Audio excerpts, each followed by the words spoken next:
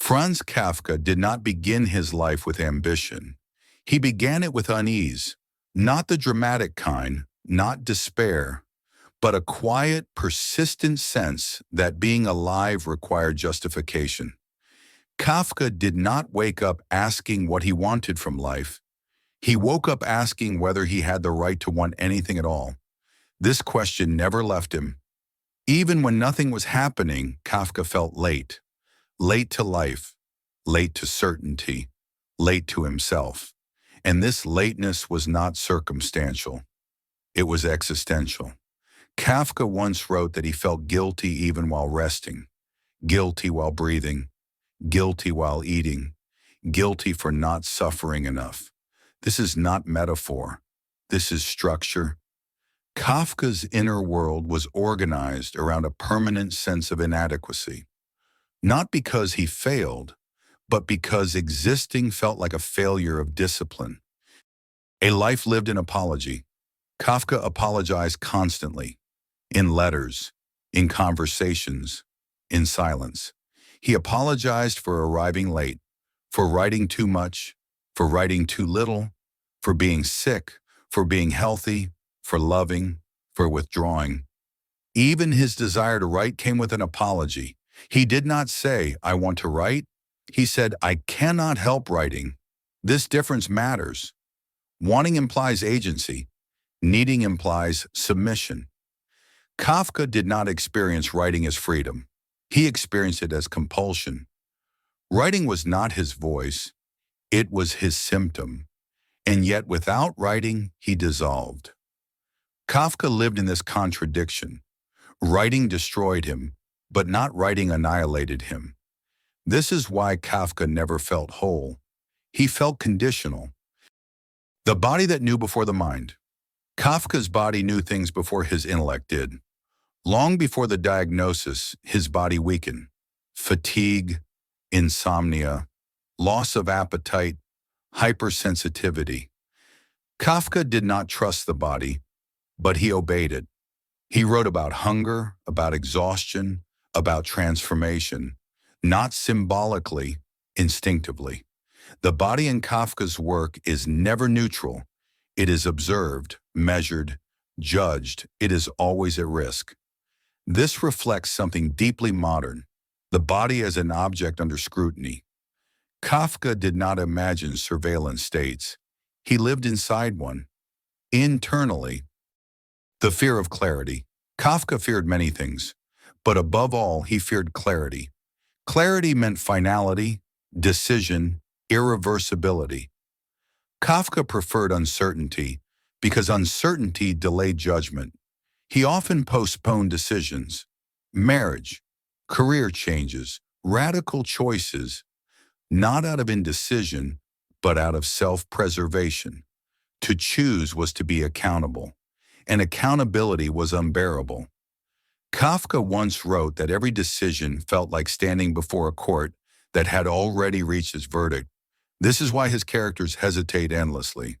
They do not lack intelligence, they lack permission. The inner court. Kafka did not believe the world was unjust. He believed justice was inaccessible. This distinction defines his inner life. He did not rebel against authority. He assumed its legitimacy. The court in the trial is never described in detail. Its power comes from vagueness. Kafka understood that modern power does not need violence. It needs ambiguity. When rules are unclear, obedience becomes internal. Kafka lived under an inner court that never adjourned. He judged himself constantly, but could never appeal. Love as a threat. Kafka wanted intimacy, but intimacy terrified him. Love demanded presence. Writing demanded withdrawal. Marriage demanded stability. Writing demanded instability. Kafka could not reconcile these. He was engaged more than once. Each time the pattern repeated: hope, elation, anxiety, retreat. Kafka did not flee women. He fled permanence, because permanence meant exposure, and exposure meant judgment. The self as a case file. Kafka treated himself like a case under investigation. He documented his moods, his failures, his physical symptoms, but he never reached a conclusion. His diaries are not confessions. They are interrogations. Kafka questioned himself relentlessly. Why do I feel this way? What justifies my fear? What excuse do I have today? And the most painful part is this. Kafka did not believe answers would save him. He believed they would condemn him. Why this inner voice matters. Kafka is not important because he suffered. Many suffered. Kafka is important because he articulated the inner architecture of modern anxiety. He understood that power no longer needed chains. It needed silence, delay, uncertainty. Kafka's inner voice is familiar to us because we live inside similar systems. Systems that ask us to perform, but never explain the rules. Systems that judge, but never clarify the crime. The father and the law. Kafka did not grow up learning how to speak. He grew up learning when to be silent. The first authority he encountered was not political, not religious, not social. It was domestic. Hermann Kafka, loud, physically imposing, decisive. A man who took space without asking permission. Kafka, by contrast, was hesitant, thin, sensitive, observant. The imbalance was immediate and permanent. Kafka did not describe his father as cruel in the conventional sense. There were no constant beatings, no theatrical violence. What there was instead was something far more effective, moral domination. In his letter to his father, Kafka does not accuse. He explains, and that alone tells us everything. Kafka writes as someone who has already accepted guilt and is merely clarifying its causes. He does not ask his father to change. He asks him to understand. But Kafka already knows the request is futile, because his father is not a person to him. He is a principle, a measure of worth, a standard that cannot be met. Kafka learned early that approval was conditional and mostly unavailable. The father did not need to punish. Disapproval was enough. Kafka internalized this absence of approval as proof of inadequacy. Why Kafka never rebelled. Many people grow up under authority. Some rebel, some submit. Kafka did neither. He absorbed authority. He did not push back. He pulled it inward. This is the most important psychological move in Kafka's life, because once authority is internalized, there is no enemy to confront. The struggle becomes endless. Kafka did not feel oppressed. He felt unworthy. This is why his writing does not call for revolution. It calls for explanation. The origin of the trial. When Joseph K. is arrested in the trial, no one explains the charge. This is not accidental. Kafka understood something deeply unsettling. The most effective form of control is not accusation, but ambiguity. If you know your crime, you can defend yourself. If you don't, you can only submit. Kafka lived under this logic long before he wrote it. His father's authority was never clearly defined. Kafka never knew exactly what he had done wrong, so he assumed everything was wrong.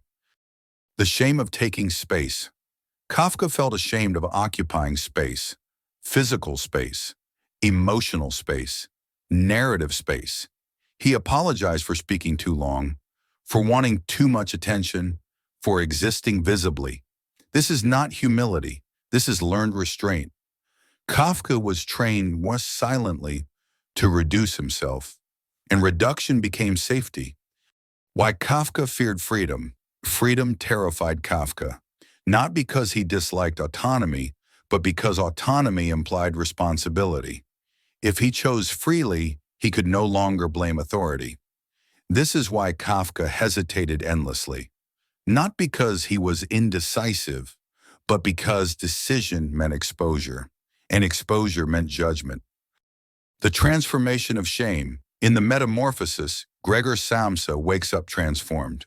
not into a monster, but into something useless, a burden. What horrifies Gregor is not his body, but the loss of function. Kafka understood that modern shame is not about sin, it is about inefficiency. To be unable to perform is to be unworthy of care. Kafka saw this before the world named it. Why Kafka asked for his work to be destroyed? Kafka asked Max Brod to burn his manuscripts. This request is often romanticized, but it should disturb us. Kafka did not want oblivion. He wanted control. He feared misinterpretation, exposure without consent, judgment without explanation. Kafka's demand was consistent with his life.